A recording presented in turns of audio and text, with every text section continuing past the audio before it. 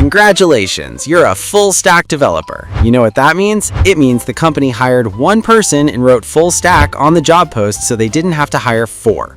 The job listing said must know React, Node, PostgreSQL, Docker, AWS, and have strong communication skills. Strong communication skills because when production goes down at 2 a.m., someone has to explain it to the CEO in plain English. That someone is you, in your pajamas.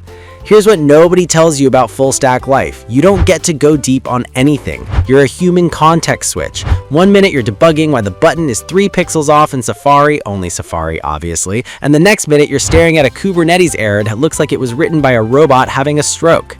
And the code. The code. Every full stack developer has that one file. You know the one.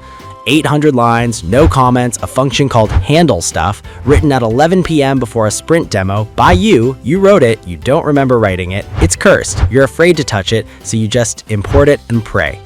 The job description calls it wearing many hats, which sounds fun until you realize the hats are all on fire and you are also on fire. And look, if you're a solo dev, a startup founder, building something yourself, full stack is a superpower, genuinely. Ship fast, learn everything, break things on purpose. But the moment a company uses full stack as a reason to skip hiring a DevOps engineer, a designer, and a backend specialist, that's not a role, that's a hostage situation with a stand-up meeting every morning.